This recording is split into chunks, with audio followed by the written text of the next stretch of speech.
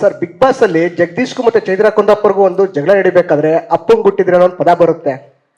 ಅದೇ ಸಾಂಗು ಅದೇ ವರ್ಡು ಈ ಒಂದು ಸಾಂಗ್ ಅಲ್ಲಿ ಬರುತ್ತೆ ಸರ್. ಅದು ಯಾಕಂದ್ರೆ ನಿಮ್ ಸಿನಿಮಾದಲ್ಲಿ ಯಾಕಂದ್ರೆ ನಿಮ್ಮ ಅಭಿನಯ ಚಕ್ರವರ್ತಿ ಭಾಷಾ ಅಂತ ಯಾಕಂದ್ರೆ ನಿಮ್ ಸಿನಿಮಾದಲ್ಲಿ ಆತರ ಬರೋದು ಕೆಲವು ಫ್ಯಾನ್ಸ್ಗಳಿಗಾಗಿರ್ಬೋದು. ಇಲ್ಲ ಸರ್, ಆಗಲ್ಲ ಅದು. ಒಬ್ಬ ಪ್ರಪಂಚದಲ್ಲಿ ಲೋಫರ್ಗಳಂತ ಇರ್ತಾರೆ. ಹೆಣ್ಮಕ್ಳನ್ನ ಎತ್ತಾಕೊಂಡೋಗಿ ರೇಪ್ ಮಾಡಿ ಡಿಕ್ಕಿಯಲ್ಲಿ ಹಾಕೊಂಡವ್ರು ಅವ್ರಿಗೆ ಹೇಳೋದು ಅಪ್ಪಂಗ್ ಹುಟ್ಟಿದ್ರೆ ಬಾರೋ ಅಂತ. ಅವ್ರಿಗೆ ಹೇಳಿರೋದು, ಒಳ್ಳೆಯವ್ರಿಗಲ್ಲ. ಮಿಸ್ಟೇಕೇ ಮಾಡ್ಕೊಂಬೇಡಿ. ಅದು ಹೇಳ್ತಾ ಇರೋದು ಅವರಿಗೆ, ನೋಡ್ತಾ ಇರೋರು ನೀವು ಒಳ್ಳೆಯವರು, ಅದು ನಿಮಗಲ್ಲ, ಬೇರೆ ಹೀರೋಗಳಿಗಲ್ಲ. ಇದು ಅವರಿಗೆ ಟಾಂಟ್ ಕೊಟ್ರ ಇವರಿಗೆ ಟಾಂಟ್ ಕೊಟ್ರ ಅನ್ನೋದು ಬೇಡ, ಯಾರಿಗೂ ಅಲ್ಲ, ಆ ಸಿನಿಮಾದಲ್ಲಿರೋ ವಿಲನ್ಸ್ಗೆ. ಅಂಡ್ ಯಾರಿಗೂ ಯಾರು ಟಾಂಟ್ ಕೊಡ್ಬೇಕಾಗಿಲ್ಲ ಸರ್. ಎಲ್ಲ ನಮ್ಮ ಚಿತ್ರರಂಗದವರು, ನಮ್ಮ ಸಹೋದರರೇ, ಎಲ್ಲರೂ ಅವ್ರವ್ರ ನೋವುಗಳಲ್ಲಿರ್ತಾರೆ.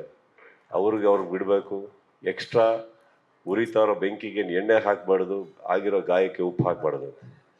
ಅಲ್ಲಿಗೆ ಬಿಟ್ಬಿಟ್ಟು ಮನ್ಸು ಒಳಗಡೆ ಒಂದಿಷ್ಟು ನಗು ಹಾಕೋಣ, ನಗಾಡೋಣ, ಖುಷಿಯಾಗಿರೋಣ, ಎಣ್ಣೆ ಹೊಡಿಯೋಣ, ಖುಷಿಯಾಗಿರೋಣ.